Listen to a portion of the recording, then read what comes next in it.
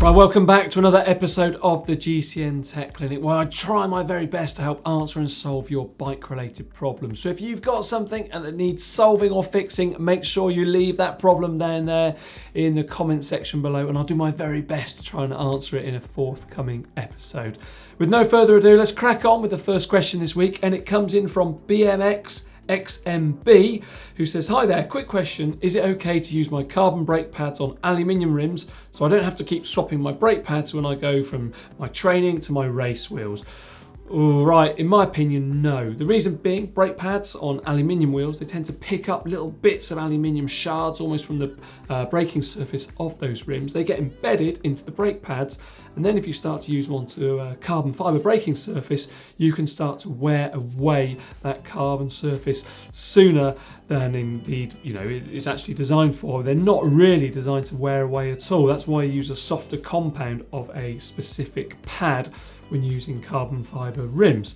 Now, yes, you can use a carbon fibre pad on an aluminium rim, and it will give you a really grabby type feel because they tend to be made, like I said, as a softer material, so it does bite a little bit sooner, but you go through them also a lot sooner too. So the safest thing to do is basically take the probably 30 seconds per brake shoe to remove and replace them in. After all, it's not that often we're going from our training to racing wheels, because most people, you don't race that often. You tend to train a lot more than you do race.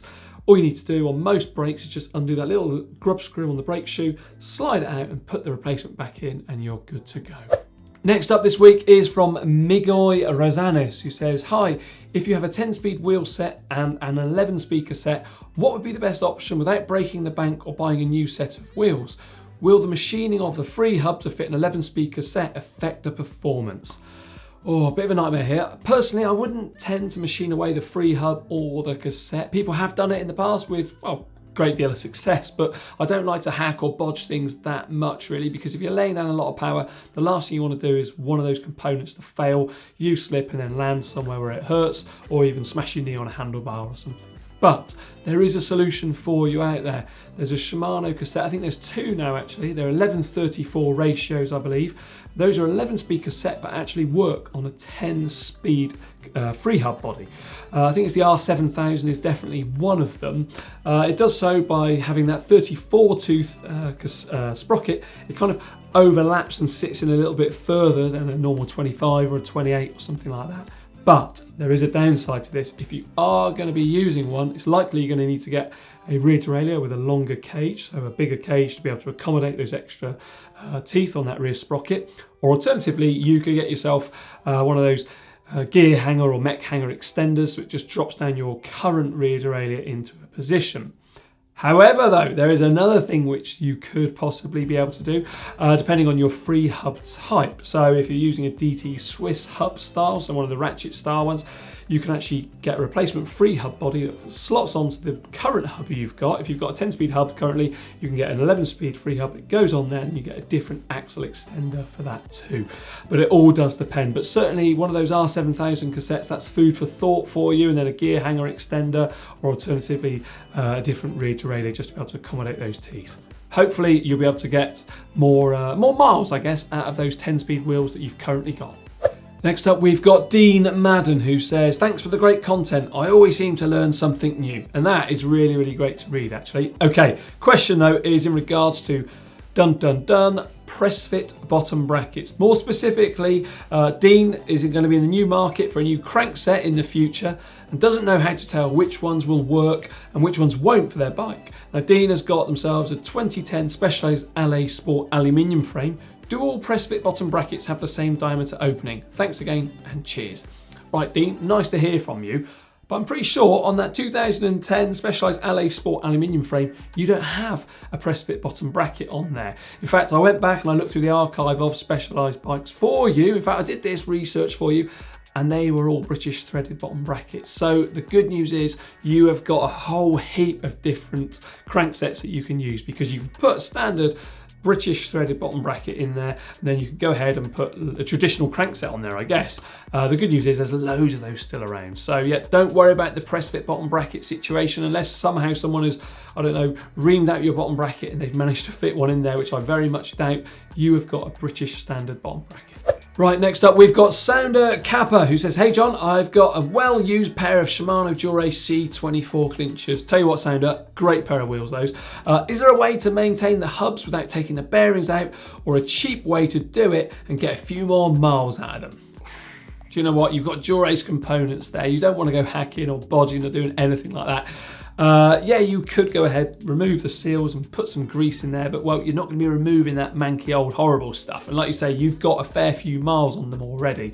The best thing to do is just to actually take them out and clean them up, get them absolutely sparkling clean and put some new fresh grease in there. Try and get, in fact, the Dura-Ace grease. It's like a almost fluoro green colour. It's absolutely brilliant. That if you can't get it, try and get some Motorex grease, because I reckon that's the same stuff. I can't remember the exact model of Motorex, what it is, but I've got some at home. No, you can't have it, but have a look around on their website alternatively. But yeah, try and get the Dura-Ace one. It's probably going to be a lot easier.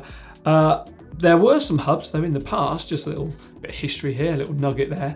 Campagnolo, for instance, they used to have a little grease port in the centre of the hub shell itself, and it was covered up by a really neat little clip. You simply moved out of the way, then you could inject fresh grease in.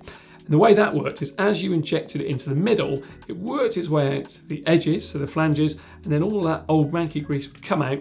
And yeah, you just clean it up and you put that grease port cover back in place. And as you rode, in fact, that grease would continue to work and it would gradually work out. You just have to keep cleaning it off. But yeah, that was the easy way of doing it. Unfortunately though, that story doesn't really help you out, I'm afraid. But yeah, I'll just take them apart. It's a great bit of kit. If you look after it, it will look after you and you'll have loads more miles in. Right, next one is Meal Stub.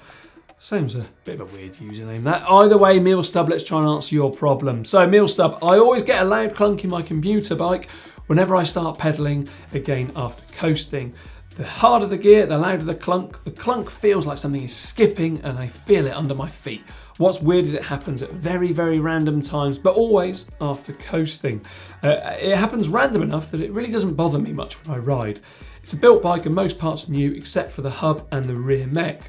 Meal Stub, they tried removing the Freehub body and cleaning it and lubing the small bearings inside, but the clunk is still there. The hub has new bearings as well. Again, it happens random enough not to bother me during the ride, but I'm dying to know what's causing it. I hope you can help sort it out. I love the show, keep up the great work. Right, Meal Stub, it sounds like some bearings or pulls in the Freehub are what doing it. Now you do mention in there you've got some new hub bearings. That isn't going to help the problem though, because otherwise you would have that clunking all the time, I think, not just after coasting. So what it's going to be is you've got yourself a Shimano hub there, and they don't have the usual ratchets or pulls that we see on lots of Freehub systems out there, whereby if you remove the Freehub from the hub shell, I think it's with an 11 or 12 mil Allen key, you've got some ratchets or pulls and you can see them and actually investigate what the problem was. Instead, it's actually built in within the Freehub mechanism itself in most cases, and the actual Freehub is not really a user serviceable part by most of us at home. Yeah, if you're really experienced, you can take them apart and you can service them, but really those Freehubs are kind of like a consumable part, if you like. So you remove them and fit a new one on. There's no messing around really, because you could end up working away on it for ages and ages and ages and only get, I don't know, 10 miles further down the road before it needs more attention. So yeah, I reckon that's probably what your problem is. If you're unsure of how to actually remove that Freehub, do take it down to your local bike shop, because it does involve removing the whole rear axle assembly, putting that Allen key in there just to actually take it apart. But I'm pretty sure in your situation, that's exactly what it is. What's happened is the bearings, they've kind of given up and they're binding, and every now and then they're becoming loose and then they're binding again, and that's exactly what that clunking sound. Next up, we've got Jake Stocker, who says, yo John, yo Jake, when riding along a flat road, my front disc doesn't seem to rub. However, when I climb out of the saddle, the disc starts to rub. Any ideas? Right then, Jake, it sounds to me, mate, like you've got a little bit of flex in the fork of the frame, which is perfectly normal, perfectly acceptable. If you had a really, really stiff thing, well, the ride would be absolutely terrible and you wouldn't want to ride your bike. So that could be one thing which is causing it. The other thing could well be that the piston inside of the caliper isn't quite retracting fully enough after you brake. So sometimes it can be really slow to actually pop back into position. Maybe you need to just clean that up, add a little bit of brake fluid around the seals just to try and help that. Alternatively, it could well be that you've got yourself a brake rotor which is slightly out of alignment, so that when you are applying the extra torque climbing, because we tend to wrestle with the bike a little bit more, as you can see by the size of my guns, and yeah, any sort of discrepancy or sort of slight difference in tolerance can really be amplified when you're actually throwing the bike around a little bit more. So have a little look at that. My first port of call really would just be to make sure that your pistons are retracting just enough, because generally the difference in tolerances between all the components, they tend to be big enough so that it can actually cope with any flex caused by the fork or the frame when you're climbing. Hopefully that's been able to help solve your one, Jake, and well, let me know how you get on with it.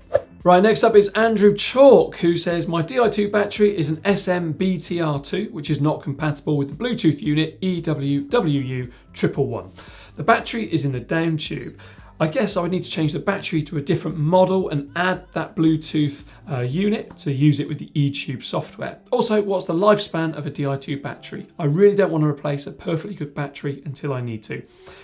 Yeah, Andrew, you are going to need the Shimano battery, the BT-DN110. It looks very similar to the one you've currently got, although this one just has that Bluetooth functionality with that little adapter piece that you add on in between the cables. You ask about the lifespan of a battery. Apparently, it's over 500 charging cycles, so most people probably charge their bike up a few times a year, so it is going to last you years and years. What you need to weigh up yourself is how much you really want that Bluetooth functionality, how much you want that eTube app to be used through a phone rather than plugging it into a computer, because, well, we don't tend to actually plug it in that often. But I do understand maybe you want to link it up to a head unit so you can see what gear you're in, that sort of thing. Ultimately, the choice is yours, but maybe you'll be able to sell your old battery if you do upgrade on something like eBay and, well, at least get a little bit of money back. And the final one this week comes in from Unai Ramos, who says, hi John, congratulations for your great job. Thank you. My problem comes from an early wearing away on my saddle. With barely 3 years of use and roughly 6,000 kilometres, it's starting to peel away on many areas and looks ugly. Oh dear. Now after every ride, the rubbing against the material makes it even more evident, especially after I started to use a new pair of cycling shorts. Is there anything I can do to repair or mend the disaster? Or is it a normal thing that happens with some saddles? Right, hi Unai. Oh, sadly, sometimes these things do happen.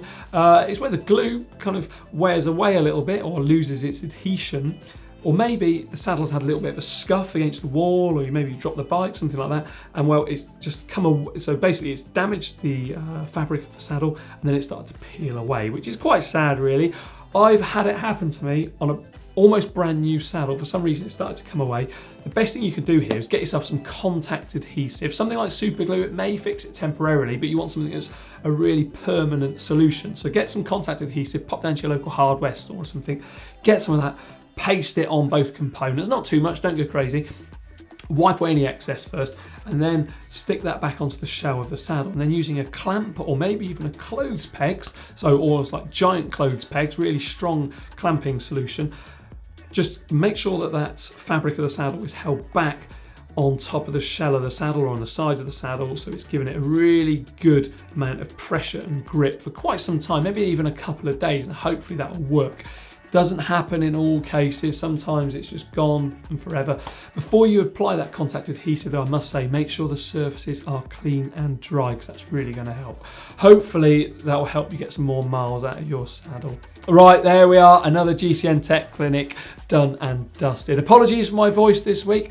I lost it whilst I was watching the World Cup cricket final. Hopefully I'll be able to find it again though next week for next week's episode. Remember, leave me your questions down there in the comment section below. I love answering them. And also remember to like and share this video with your friends. Don't forget to subscribe to the channel and click that little notification icon so you get alerted each and every time we put a video live. And now for 2 more great videos, how about clicking just down here and just down here.